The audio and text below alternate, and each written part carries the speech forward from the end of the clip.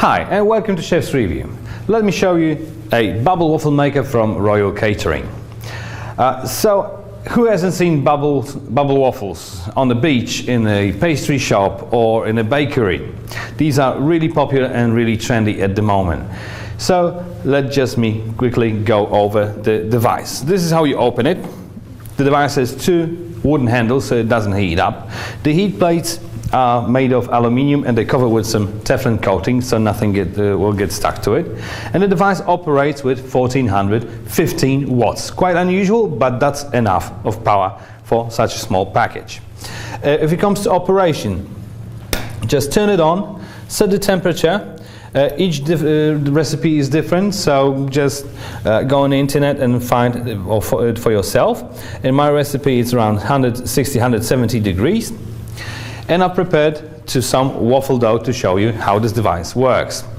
I like my waffles healthier, so I always substitute wheat flour for buckwheat flour, and I substitute crystal sugar for, let's say, agave syrup or honey. On the website, you might find it interesting to find one of these. It's a sauce and dough dispenser. Of course, you can ladle the dough on the surface with a ladle and hope it's enough, but this way, you can always make sure you have the right amount. So you just pour it on the surface, just fill all the bubbles with just a little bit over the top, yeah, just like that. Shake it off, close it down and turn it around. What's the advantage of turning it around? Well, the gravity helps to do the job, so it will evenly brown on both sides. In order to make always perfect bubble waffles, remember to set the time on. There's a timer on the side. My recipe says around 3.5 to 4 minutes, but this depends on the dough, so just make sure you check it on your recipe. And from my personal experience, well, you have to try it out. Some waffles will go in the bin, but then you'll know. One advice for cleaning. Well, I've seen some cafes putting some aluminium foil all over the device, so when something drips down, just take off the foil and you don't need to scrub it. But then again, there's the stainless steel construction, so it's really easy to clean and maintain. What else? Well, with the device, the producer gives you a 3-year warranty. So should anything happen to it, just send it back, they'll fix it for you.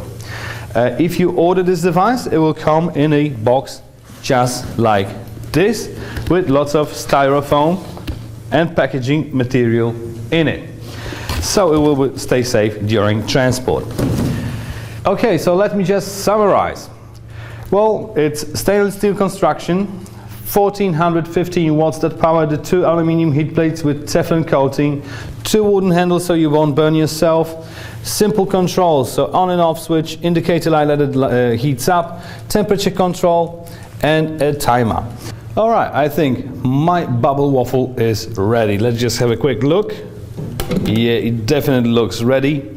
And one piece of advice. When you take waffles out, especially when you have a Teflon coating, never use anything made of metal. You may scratch the surface, which will damage it, and something may get stuck to it. Besides, Teflon shavings are not good for your health. So always use a plastic spatula or a wooden stick to it. It should get out pretty nice. And one more thing.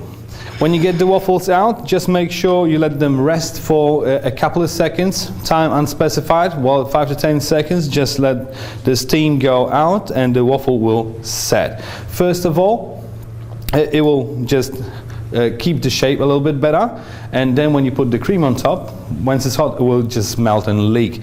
This way it will stay nice and in place. Alright, let me put some whipped cream on it, shake it up. Put some cream, just like that. Add some cherries on top, just like that. And just throw some fresh fruits on top. Maybe some raspberries as well. And there you go. That's my perfect bubble waffle. I thank you guys very much for watching. If you want me to test some other equipment, just let me know in the comment section. And I see you next time.